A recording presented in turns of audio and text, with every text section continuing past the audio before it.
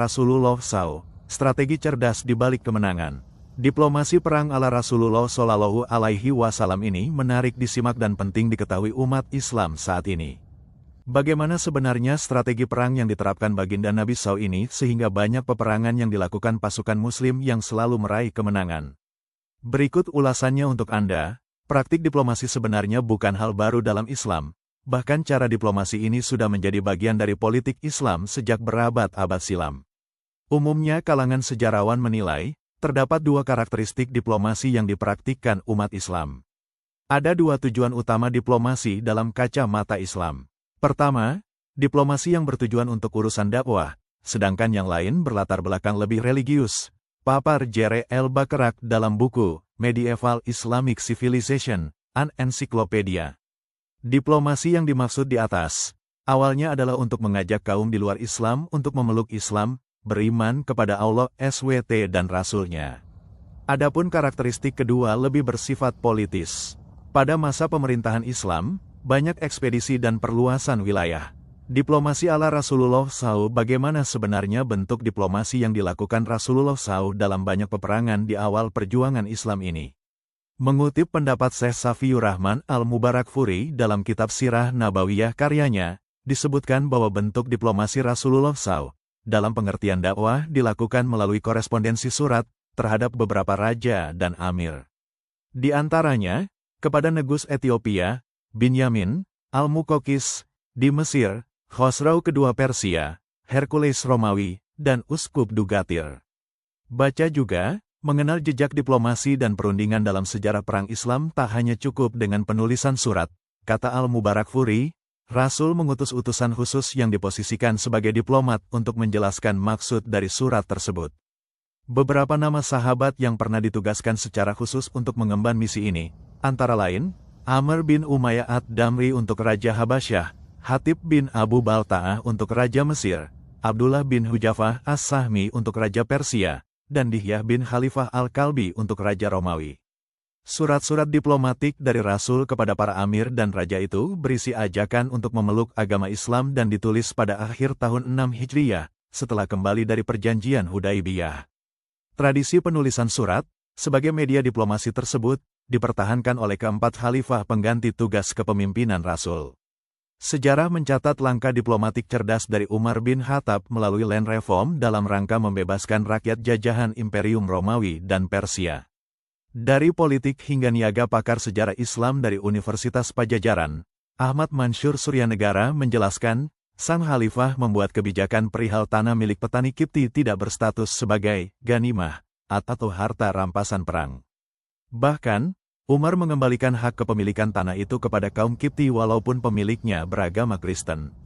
Ia berdiplomasi dengan menggunakan instrumen ekonomi berupa land reform system untuk tanah para petani Kipti. Tak hanya dalam bidang politik, diplomasi juga dilakukan dalam urusan perniagaan. Para khalifah telah mengirimkan utusan niaga ke berbagai wilayah, bahkan hingga ke Kekaisaran Tiongkok. Para khalifah telah mengirimkan utusan niaga ke berbagai wilayah, bahkan hingga ke Kekaisaran Tiongkok. Bisa kita baca dari buku berjudul Al-Ilakat, yang ditulis oleh Badruddin, seorang Muslim Tiongkok, dalam bahasa Arab, yang menjelaskan bagaimana Khalifah Islam menurut sejarah Tiongkok yang telah mengirimkan 32 utusan ke Cina, papar Ahmad Mansur. Apabila masa Khulafaur Rasyidin berlangsung selama 29 tahun, 11-41 H, 632-661 M, tidak mungkin hubungan dagang dengan 32 utusan itu hanya terjadi pada masa Khalifah ketiga semata. Dapat dipastikan hal itu berlangsung pada masa keempat Khalifah. Dan tentunya, selama ke-32 kali ekspedisi itu tentu singgah ke Indonesia. Sebab, satu-satunya jalan yang mudah untuk sampai di Cina Selatan adalah melalui Kepulauan Nusantara Indonesia. Bahkan, di masa dinasti Umayyah, praktik diplomasi pun kian meluas. Perjanjian damai antara Daulah Umayyah dan Kekaisaran Bizantium mewarnai perkembangan diplomasi internasional dunia Islam. Perjuangan Rasulullah tidak hanya berdakwah menyampaikan nilai agama saja, tetapi juga berperang, mengangkat senjata melawan para pembangkang yang sengaja menghentikan syiar Islam. Dr. Nizar Abazah dalam bukunya, memaparkan 3 alasan mengapa Nabi berperang. Pertama, melayani serangan musuh, seperti yang terjadi dalam Perang Badar, Uhud, dan Khandaq. Kedua, memberi pelajaran terhadap musuh yang mencari gara-gara atau bersekongkol mengganggu kaum muslim meskipun sudah ada nota perjanjian atau kerjasama. Seperti ditunjukkan melalui perang Koni Quraizah, Khaybar, Mu'tah. Ketiga, menggagalkan rencana musuh yang mengancam kaum muslim, seperti perang Tabuk dan sejumlah ekspedisi datasemen yang dikirim Nabi untuk mencegah penyerangan terhadap kaum muslim di Madinah. Sekitar 10 tahun beliau tinggal di Madinah, terjadi 64 kali peperangan, 26 perang dipimpin Nabi sendiri dan selebihnya adalah pasukan utusan Nabi. Maka tidak heran apabila banyak orang terutama orientalis dan mereka yang berkacamata sinis, menuding Islam tumbuh dari ayunan pedang dan Nabi Muhammad maniak perang. Padahal berdasarkan fakta dan data otentik itu semua tidak benar. Dari ketiga alasan yang dipaparkan penulis dapat ditarik kesimpulan bahwa Nabi tidak pernah menyulut peperangan.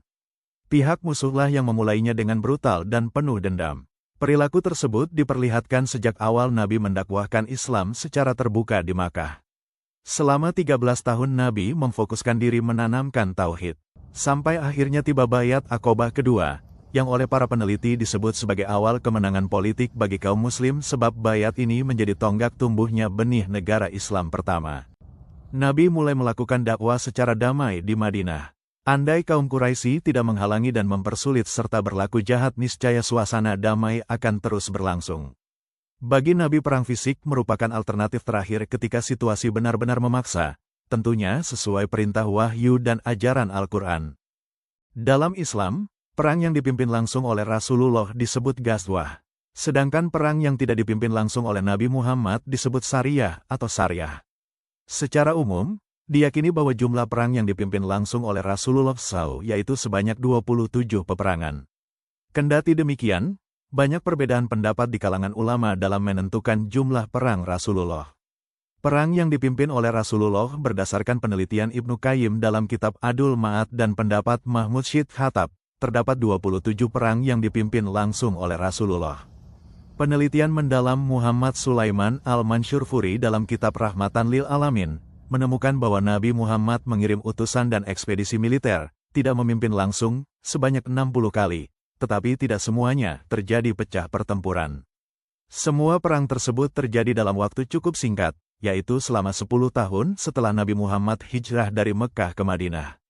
Sebenarnya, Nabi Muhammad pernah berpartisipasi dalam peperangan sebelum masa kenabiannya.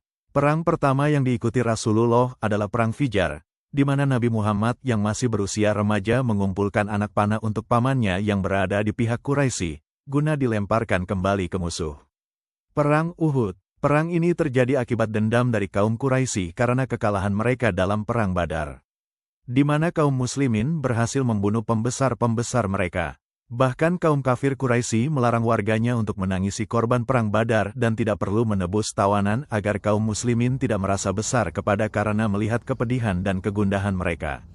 Ikrimah bin Abu Jahal, Safwan bin Umayyah, Abu Sufyan bin Harb, dan Abdullah bin Abi Rabi'ah merupakan para pemimpin Quraisy yang paling antusias mempersiapkan diri untuk menghadapi perang tersebut. Mereka membuka pintu lebar-lebar bagi siapapun yang ingin untuk menyerang kaum muslimin, baik itu dari Habasyah, Kinanah, maupun Tihamah. Mereka juga membujuk para penyair untuk membakar semangat berbagai kabilah untuk melawan kaum muslimin. Hingga akhirnya setahun pun berlalu, mereka berhasil mempersiapkan prajurit yang terdiri dari 3.000 yang siap siaga. Prajurit tersebut terdiri atas suku Quraisy, dan didukung oleh sekutunya dan orang-orang Habasyah. Bahkan para panglima Quraisy ini ditemani 15 orang perempuan yang digunakan untuk menambah keberanian mati demi mempertahankan kehormatan harga diri.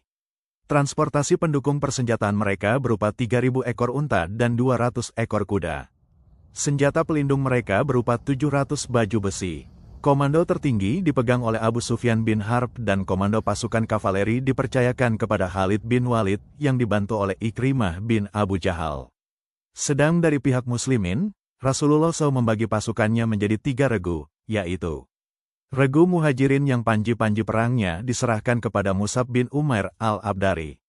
Regu Aus dari Ansar yang panji-panji perangnya dibawa oleh Usaid bin Hudair. Regu Khuzraj dari Ansar yang panji-panji perangnya dibawa oleh Hubab bin Munzir. Pasukan beliau hanya terdiri dari 1.000 pasukan dan dilengkapi dengan 100 baju besi.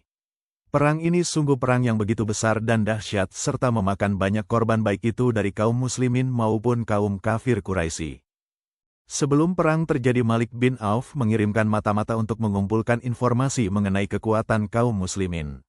Namun, belum sempat mengumpulkan informasi mereka kembali kepada pasukannya dengan keadaan yang tercerai-berai. Sementara itu, Rasulullah SAW juga mengirimkan Abu Hadras al-Aslami untuk menyusup ke kubu musuh dengan tugas menghimpun informasi mengenai kekuatan mereka. Tugas ini diselesaikan dengan baik dan disampaikan kepada Rasulullah SAW. Pasukan muslimin akhirnya tiba di Hunain pada tanggal 10 Syawal. Pasukan musuh yang tiba terlebih dahulu segera menyusun strategi dengan menebar pasukan di setiap jalan masuk, celah bukit dan ceruk-ceruk kecil di perbukitan. Menjelang subuh, Rasulullah SAW mempersiapkan pasukannya. Meskipun sudah waspada namun mereka tidak menyadari keberadaan musuh. Pasukan kaum muslimin langsung dihujani anak panah dan pasukan muslimin langsung mundur kocar-kacir. Meskipun begitu akhirnya pasukan muslimin kembali bersatu dan memenangkan peperangan. Sebelum perang terjadi Malik bin Auf mengirimkan mata-mata untuk mengumpulkan informasi mengenai kekuatan kaum muslimin.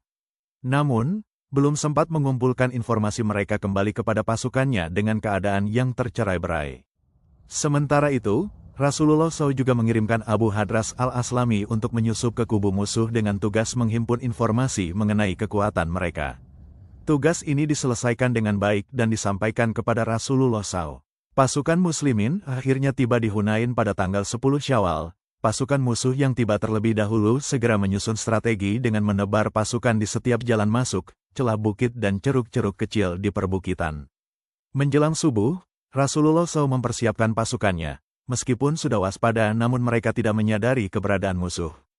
Pasukan kaum muslimin langsung dihujani anak panah dan pasukan muslimin langsung mundur kocar-kacir. Meskipun begitu akhirnya pasukan muslimin kembali bersatu dan memenangkan peperangan.